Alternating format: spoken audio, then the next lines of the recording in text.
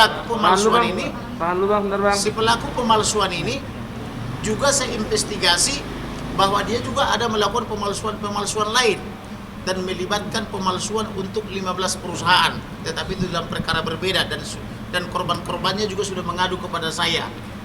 Nah, jadi oleh karena itu mari kita perbaiki negara kita ini supaya tidak ada lagi pemalsuan-pemalsuan. Dan saya dengar si pemalsu ini orang-orang di belakangnya orang-orang kuat, selevel bintang 4.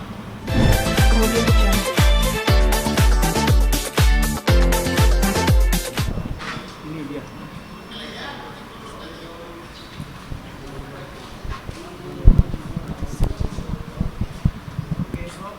Bang, kopi bang. Kopi yang depan. Oke.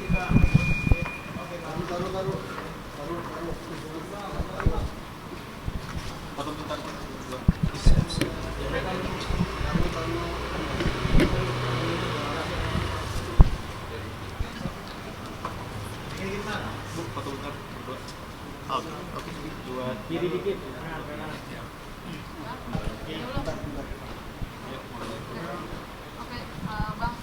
Siap. Telepon dong dikit, bang. Agenda hari ini ya. Baik. Di bawah lagi. Baik. Jadi tadi pagi kami datang ke SPKT Bareskrim Polri untuk membuat laporan polisi terkait dengan dugaan kejahatan tindak pidana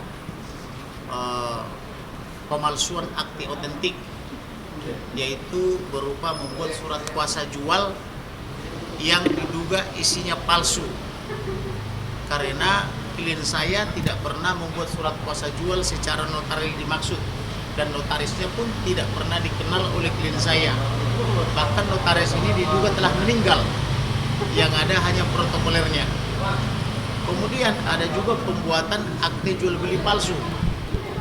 Nah, klien saya pun tidak pernah membuat akte jual beli itu. Ada 2 surat kuasa jual, ada 2 akte jual beli palsu. Kemudian akibat daripada surat kuasa jual palsu ini maupun akte jual beli palsu ini, terjadi peralihan kepemilikan tanah dan bangunan berdasarkan 2 sertifikat. Jadi tadinya sertifikat kepemilikannya atas nama klien saya berubah menjadi atas nama orang lain. Nah, ajaibnya pelaku ini menjual kepada karyawannya. Karyawannya ini saya investigasi atau selidiki, gajinya 6 juta per bulan. Dengan gaji 6 juta per bulan bisa membeli aset 2 unit seharga kurang lebih 160 miliar. Satu seharga 60 miliar, satu unit lagi 100 miliar. Ajaib toh, karyawan dengan gaji 6 juta per bulan bisa membeli 2 unit tanah bangunan di Panglima Polim sama di Sriwijaya seharga 160 miliar. Kemudian untuk melegitimasi perbuatan kejahatannya ini, terlapor ini melakukan atau mengajukan gugatan di PN Tangerang. Nah, begitu didaftar gugatannya, dalam kurun waktu 1 bulan langsung putusan. Padahal biasanya perkara perdata gugatan itu putusnya paling cepat 4 bulan. Ideal 6 bulan sampai setahun baru putus. Ini baru didaftar, langsung pembuktian, langsung putusan. Ajaib toh? Nah, inilah yang kita sebut dengan mafia peradilan. Jadi selain tadi mafia tanah, juga mafia peradilan. Nah, bagaimana caranya menggugat seseorang dengan alamat palsu, kemudian memasukkan keterangan palsu ke dalam akte otentik berdasarkan surat gugatan yang isinya palsu, kemudian daftar-daftar bukti yang palsu, yaitu akte otentik palsu berupa surat kuasa jual dan akte jual beli palsu. Jadi dia intinya melegitimasi perbuatan jahatnya itu dan diterima hakim pula. Jadi hakimnya pada Pengadilan Negeri Tangerang menyatakan perbuatan dia itu sah secara hukum. Tetapi tergugat ini digugat dengan menggunakan alamat lain, sehingga gugatannya itu tidak sampai kepada tergugat dan tergugat tidak tahu dia sedang digugat. Namanya perstek. Teman saya selaku saksi melakukan googling di Google, maka ketahuan berdasarkan direktori putusan Mahkamah Agung bahwa dia ternyata pernah digugat tahun lalu 2021 di bulan Desember, dan hasilnya gugatan penggugat ini dikabulkan, dan tahun ini datang kepada dia surat ammaning. Surat ammaning itu menyatakan untuk melaksanakan isi putusan yang berdasarkan kepalsuan ini, dan harus dilaksanakan dalam 8 hari, artinya paling lambat dalam minggu ini. Oleh karena itu, setelah saya lakukan investigasi berdasarkan intelijen saya, dapatlah semua buktinya tadi. Ada satu bendel kurang lebih 20 berkas bukti-bukti pemalsuannya. Maka saya laporkanlah ke SPKT Baris Krim Polri. Karena buktinya sangat banyak, artinya perkara ini sudah matang, tinggal tangkap aja. Jadi agak lama, dari kurang lebih jam 10 jam 11 pagi, dan selesai kurang lebih sudah di pukul 16.17 sekarang. Nah, inilah bukti laporannya. Nah, si pelaku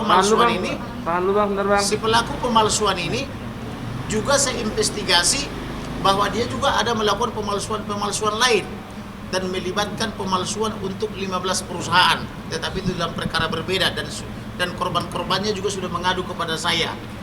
Nah, jadi oleh karena itu mari kita perbaiki negara kita ini supaya tidak ada lagi pemalsuan-pemalsuan. Dan saya dengar si pemalsu ini orang-orang di belakangnya orang-orang kuat, selevel bintang 4. Kemudian juga bermain di lingkaran kementerian-kementerian.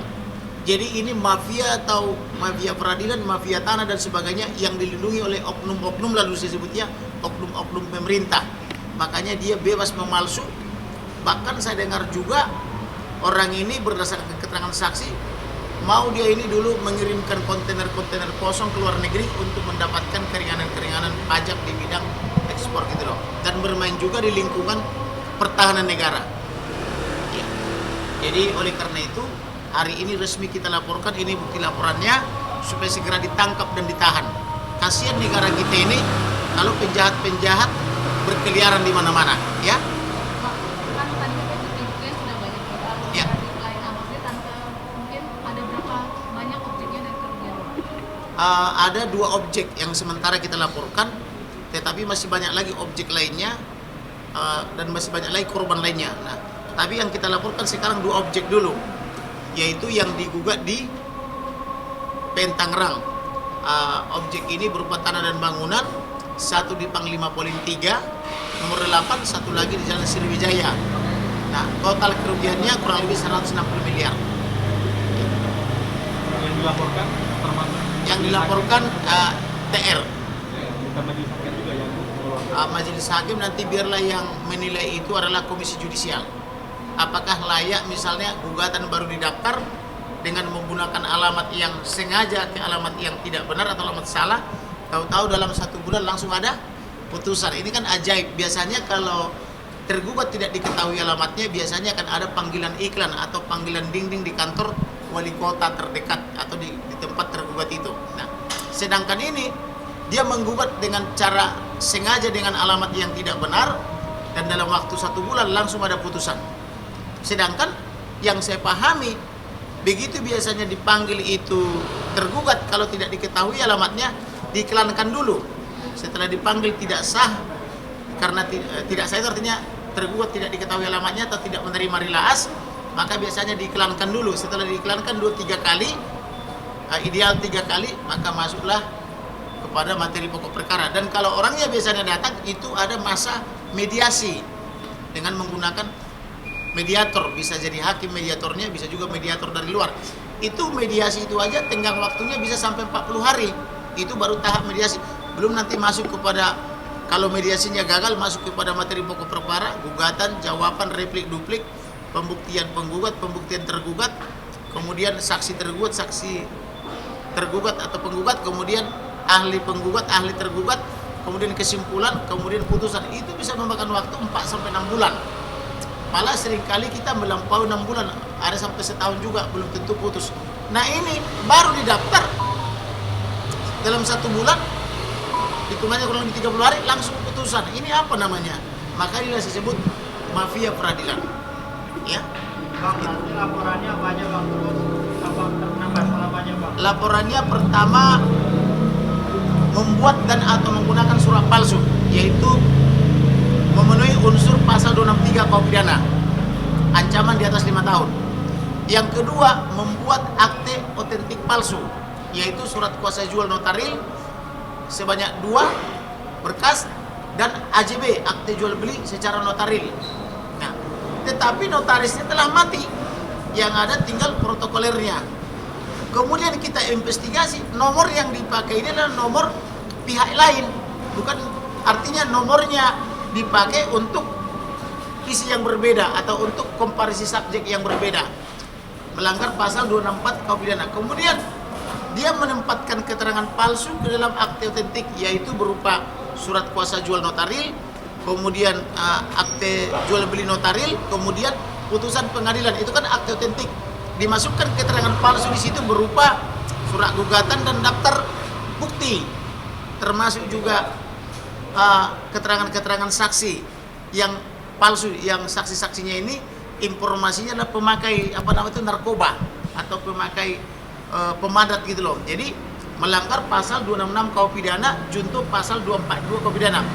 Karena ini kejahatannya sangat luar biasa dan ada beberapa orang, maka kita juntuhkan juga dengan pasal 5556, artinya ada konkursus sama deliming, kan begitu, kira-kira gitu. Ada penyertaan. Tante sedikit dong, Tante, pertama kali mengenal si mafia ini sendiri kapan sih Tante? Atau ada keterlibatan orang luar atau gimana? Kronologisnya? Kayaknya kan Abang udah jelaskan ya siapa orang ini, kayaknya Abang udah ngejelasin. Oke, Tante, gimana akhirnya melaporkan mantan suami? Artinya kan ayahnya Anggi juga ini. Iya. Pertama kayak sudah melaporkan mantan suami. Kenapa? Sudah melaporkan mantan suami, kan TR mantan suami pertama kayak sudah melaporkan, resminya melaporkan mantan suami. Iya. Ini kan bapaknya Anggi juga kan. Iya. Gimana perasaannya udah lega tuh seperti apa? Kalau saya kan ya sebagai Saksi. dan saya orang awam yang mencari keadilan. Keadilan ya mau yang sebenar-benarnya aja gitu loh. Apa sih ini kejadian ini kok bisa begini? Kalau saya kan orang awam, saya nggak paham gitu. Makanya saya konsultasi sama Abang. Bang, ini kok terjadi sama saya gitu loh. Saya mencari keadilan ya. Saya pikir momennya pas lah saat ini saya ketemu Abang. Udah cukup lama juga saya mencari keadilan ini. Saat ini mungkin saya bisa terima kasih juga dibantu sama Bang Kamarudin. Jadi ya buat saya sih sudah lega ya. Oh ternyata begini gitu loh. Saya dijelaskan sama Abang. Langkah-langkah yang harus saya jalani itu apa. Tante, tapi kan kali ini udah kedua kalinya mungkin ya kasus mafia kali ini. Terus kalau yang sekarang kasusnya masih terus berlanjut, ada rasa kecewa atau cemas nggak sih? Kok kasusnya nggak berlanjut, masih stuck aja gitu? Oh iya, saya ada rasa kecewa. Cuman kan buat saya mungkin, kalau saya ya mungkin Tuhan menyuruh saya sabar untuk ketemu yang benar, yang tepat ya sama Bang Kamarudin. Mungkin ya hikmahnya adalah saya sabar untuk menunggu ini dibuka seterang-terangnya melalui Abang. Tapi kejadian yang ini udah berapa tahun kan atau tahun berapa? Ya sudah lumayan lama. Tapi kok masih bisa bertahan, terus kok baru sekarang ngelakuin tindakan ini? Jadi sebetulnya saya ngalamin ini di 2013. Saya berharap ini bisa selesai secara kekeluargaan. Kita kan lebih baik selesai baik-baik ya. Tapi ternyata saya mengalami jalan buntu. Ya sudah, saya konsultasi sama Abang. Oke. Ada dari Ya saya nggak mau mendahului ya, biar aja bapak-bapak yang periksa deh, penyidik biar nanti yang mendalami dan Abang. Saya melaporkan aja, kan mereka. Untuk kasus ini anak pada tahu ya? Saya no comment. atau mungkin ada menyampaikan rasa prihatinnya gitu kan, orang tua lagi. Kalau saya tidak pernah mau melibatkan anak-anak saya secara langsung ya, karena itu kan anak-anak mereka nggak ngerti apa-apa ya gitu. Ya sebaiknya kita orang tua aja lah, secara bijaksana menyelesaikannya. Mungkin ambil kasih apa? Apa? dukungan atau Sampai saat ini saya belum ada komunikasi. Ya mungkin ini yang terbaik, mungkin suatu saat nanti saya bisa komunikasi. Tapi kan berita ini udah melibatkan media tentang Iya. nggak akan coba untuk Selama ini nggak pernah ada kabar dari aktif sih. Tapi kan saya ada adiknya Andelin yang tinggal sama saya, yang cukup memberi support buat saya.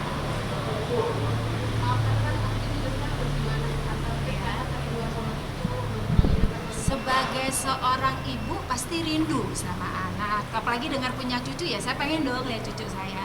Tapi kan situasi dan kondisi yang tidak memungkinkan. Jadi ya dulu aja saya nggak bikin apa-apa, saya dilaporin. Jadi saya nggak mau lagi nanti saya bilang saya kangen sama anak saya atau apa, nanti jadinya salah gitu loh. Saya lebih baik ya udahlah, saya menunggu, mungkin Tuhan mau nanti suatu saat saya bisa ketemu. Saya percaya nanti anak akan mencari. Oh enggak. Ya saya sih mendoakan aja, saya cuma dengar anak saya sehat, baik, buat saya udah puji Tuhan. Enggak apa-apa, yang penting dia bahagia kan. Doa kita apa sih, kita doain anak kita biar bahagia, rumah tangganya baik-baik aja, buat saya. Maaf, mungkin dua aset rumah terus nilai 100 miliar lebih ya. 160. 160 miliar lebih itu harta bersama atau harta Oh, enggak. atau harta mantan suami? Saya. Ini kan cuma sebagian aja, masih ada lagi. Harta mama diambil alih tanpa suka mama oleh mantan suami ya. Iya. Dan saya tidak ketahui kok bisa beralih tiba-tiba gitu. Saya tambahin ya, untuk harta yang lain ada 6 objek lagi sudah pernah dilaporkan di Polda Metro Jaya, tapi bukan yang ini ya. Ketika itu penyidik Polda Metro Jaya, dalam hari ini mantan Wadir, melakukan permintaan kepada notaris untuk mendapatkan fisik daripada objek-objek yang dipalsu itu. Tetapi si notaris yang bertindak sebagai protokoler itu menyatakan silakan minta melalui Majelis Kehormatan Notaris Daerah, MKD namanya. Lalu penyidik ini bersurat ke MKD. Majelis Kehormatan Notaris Daerah mengatakan kalau perkaranya sudah sidik atau sudah pro justisia kami berikan, tapi kalau masih lidik tidak kami berikan. Nah, dalam proses masih melakukan permintaan itu, salah satu rumah daripada klien saya ini dijual beberapa puluh miliar rupiah, yang informasinya uang itu mengalir ke penyidik dan atasan penyidik. Maka tiba-tiba perkaranya dihentikan di Polda dengan mengatakan tidak terjadi tindak pidana. Loh, bagaimana ini? Notaris aja sama Majelis Kehormatan Notaris belum memberikan buktinya atau belum menjawab, kok tiba-tiba perkaranya dihentikan. Nah, oleh karena itu ibu ini atau klien saya mengadu ke kantor saya tentang duduk soalnya. Maka saya katakan ini tidak bisa dibiarkan. Maka saya melakukan penyelidikan atau investigasi bersama orang-orang saya. Ditemukanlah bukti sangat banyak. Bahkan sudah banyak juga yang kasih suplai ke saya bahwa ada juga pemalsuan-pemalsuan lain yang melibatkan atau merugikan keuangan negara atau pajak, dan bahkan ada orang lain juga korban sampai kena cekal akibat pemalsuan-pemalsuan. Dikira orang lain itu sebagai pemalsu padahal namanya hanya dipakai kan gitu. Oleh karena itu terhadap orang yang diduga pelaku kejahatan seperti ini, apalagi sudah saya somasi sebanyak 3 kali tidak respon untuk menyelesaikannya, maka karena kita negara hukum berdasarkan konstitusi, maka kita buatkan laporan polisi di SPKT Baris Krim Polri supaya orang ini ditindak. Karena orang ini selama ini merasa diduga tinggi hati karena dekat dengan petinggi-petinggi baik di kepolisian maupun di kementerian lainnya atau di institusi lainnya. Itulah kira-kira kata kuncinya. Ada pertanyaan lagi? langkah selanjutnya setelah ini? Langkah selanjutnya tinggal nanti permintaan keterangan oleh pelapor, saya dan saksi-saksi, kemudian kita minta segera ditangkap karena buktinya sudah komplit. Saksi sudah ada lebih dari 2, buktinya semua sudah saya dapatkan dan sudah saya nasi gelin ke kantor pos dan serahkan kepada penyidik. Jadi sebetulnya penyidik tutup mata aja sudah jadi barang itu kan gitu ya, tinggal bungkus aja masukin ke rutan Baris Krim Polri. berarti akan lapor ke KI juga atau seperti apa kan? Untuk hakimnya kalau kita temukan misalnya dia ada dugaan kesalahan, misalnya tentang bagaimana gugatan baru didaftar langsung ada putusan dalam 1 bulan, ya kita lapor ke KY. Nah sekarang kan saya masih berproses menganalisa ini semua, tapi menurut logika saya dan pengalaman saya sebagai advokat, belum pernah saya menangani perkara putus dalam 1 bulan. Artinya kan mendaftar saja itu butuh waktu 1-2 minggu baru ketua pengadilan menentukan siapa majelis hakim. Itu butuh waktu 1-2 minggu. Nah, kemudian setelah majelis hakim terpilih, itu butuh waktu lagi melakukan penetapan sidang. Majelis hakim itu rata-rata 3. Nah, artinya butuh waktu 1 minggu lagi, berarti udah 3 minggu toh. Nah, kemudian setelah ditetapkan hari sidang, dipanggil para pihak. Para pihaknya bisa langsung hadir. Kalau langsung hadir macam tadi malam saya sidang di Barat, langsung ditentukan mediatornya, kapan mediasinya. Biasanya mundur 1-2 minggu. Dan acara mediasi itu biasanya dikasih waktu sampai 30-40 hari. Berarti kan sudah makan waktu berapa bulan toh? Nah kalau tercapai mediasi, maka dibuatkanlah akta dading perdamaian. Kalau tidak berhasil misalnya dalam 30-40 hari, masuklah kepada materi pokok perkara. Itu pun ditanya dulu apakah ada perbaikan surat gugatan atau tidak. Kalau tidak ada, bisa dibacakan, bisa dianggap dibacakan. Maka sejak masuk pokok perkara, maka masuklah kepada kategori gugatan, jawaban, replik, duplik, pembuktian penggugat, pembuktian tergugat, surat maksudnya ya, itu bisa sampai dikasih 2-3 kali kesempatan masing-masing. Kemudian saksi penggugat, saksi tergugat. Kalau banyak saksinya bisa berkali-kali. Kemudian ahli penggugat, ahli tergugat. Kemudian kesimpulan penggugat dan tergugat dikasih bersamaan, barulah putusan. Itu makan waktu pasti belasan kali sampai puluhan kali. Lalu bagaimana ini perkara begitu didaftar bulan ini, dalam 30 hari langsung putus? Kapan pemanggilannya? Kapan karena alamatnya tidak diketahui, dia menggunakan alamat diduga palsu. Kapan dia memasang iklan? Memasang iklan itu minimal 2-3 kali, paling sedikit 2 kali. Atau panggilan dinding di kantor wali kota, kan harus ada. Kalau tidak ada, saya akan surati kembali ketua pengadilannya. Kalau tidak ada, saya laporkan ke Komisi Yudisial, karena pengadilan juga tidak boleh memelihara hakim-hakim yang dalam tanda petik diduga nakal. Setuju? Setuju. Negara ini harus kita perbaiki. Nah, saya bangkit di sini mengajak rekan-rekan jurnalisme atau wartawan sebagai the guardian of constitution juga bersama advokat, sekaligus sebagai pengawal demokrasi. Saya ajak para teman-teman wartawan, mari kita perbaiki negara kita ini, supaya nanti kita dan anak cucu kita kelak bisa hidup nyaman di negara ini, betul? Nah, kita rebut Indonesia, kita rebut pemerintah, kita rebut pejabat-pejabat kita dari tangan mafia. Jangan gara-gara pejabat kita diperlakukan ayam, dikasih jagung ke kiri dia ke kiri, dikasih jagung ke kanan dia ke kanan, dikasih jagung di bawah kaki, matok-matok di bawah kaki. Rendah sekali kan? Kita tidak boleh membiarkan pejabat kita jadi ayam. Kita jadikan pejabat kita jadi raja wali. Setuju? Siap. Nah, kira-kira. Cukup ya? Dengan kejahatan yang cukup sistematis nih Bang. Ya. Nah, Tante sendiri masih tidak mengetahui gitu apalagi orang terdekat Tante sendiri dengan mantan. Proses ya Mantan, ya. Dengan proses yang begitu panjangnya, tidak melihat kecurigaan sama Oh, sekali. kalau saya kan orang awam ya, saya nggak tahu. Saya berpikir hanya gini, sesuatu sertifikat itu tidak mungkin pindah tangan tanpa saya pemiliknya memberi kuasa kepada atau menjual kepada seseorang. Saya kan nggak merasa menjual, nggak memberi surat kuasa, tiba-tiba sertifikat saya beralih. Ya saya kaget, kalau secara awamnya kan nggak mungkin bisa, ya kan? Coba deh kalian berpikir, bisa nggak tanpa saya tahu? Kan nggak bisa kan, gitu kan? Tapi ini kok beralih tiba-tiba, gitu loh. Jadi saya bingung loh, ini kok tiba-tiba berubah semua, gitu. Makanya saya konsultasi sama abang, ini gimana kok tiba-tiba sertifikat saya udah beralih semua, gitu. Cukup ngeganggu ini nggak sih fisik kita? Oh mengganggu, iya, pasti lah mengganggu. Maksud tante, ya harusnya ya, apalagi kan dia mantan, sebaiknya baik-baik aja. Itu kan kita bisa omongin, ya kan? Ngomong baik gitu. Kalau emang dia mau, cuman kan itu bukan hak dia gitu, itu hak saya. Kenapa kok hak saya itu kamu ambil? Itu saya bingung gitu. Gak boleh dong gitu. Kita kan udah masing-masing udah ada. Jangan ngambil yang saya punya. Saya kan gak ganggu dia. Apa dia ganggu saya? Tapi lebih hati-hati lagi tante setelah kejadian. Oh saya ya harus berhati-hati memang. Ya kita ya mungkin saya orang awam ya, kita kan nggak begitu paham hukum ya betul. Jadi saya berpatokan hanya segala sesuatu yang jadi milik saya tidak akan bisa pindah tangan tanpa izin saya. Itu aja kan. Nah ini kan karena ada oknum-oknum mafia tanah ini yang bermain kan, gitu. Jadi menyalahi aturan semua. Gitu. Oke, Tuhan berkati ya.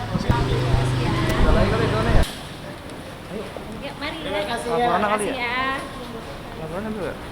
Nanti ada hubungannya sama Adli gimana tante, ada komunikasi? Ya, kalau sama Ya, ini nggak ada ampun. komunikasi. Gimana? Ya seperti ini nggak ada komunikasi karena tante nggak mau juga nanti kalau tante memulai komunikasi nanti dikiranya tante mengganggu. Jadi tante pikir ya udahlah biarin aja tuh, yang penting mereka bahagia kan. Yang penting doa saya ya orang tua pengen lihat anak bahagia udah cukup. Tapi nggak coba menghubungi kan, ada di sosial media tante gitu.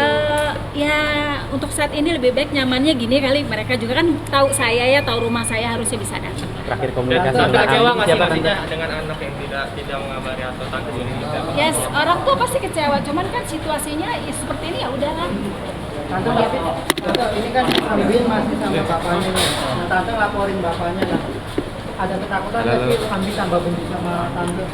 Oh saya kan melakukan hal yang baik, bukan hal yang tidak baik. Nah, saya rasa dia sudah dewasa ya, tahu mana yang baik, mana yang benar, mana yang salah itu aja. Mungkin tante bentuk ucapan Kemudian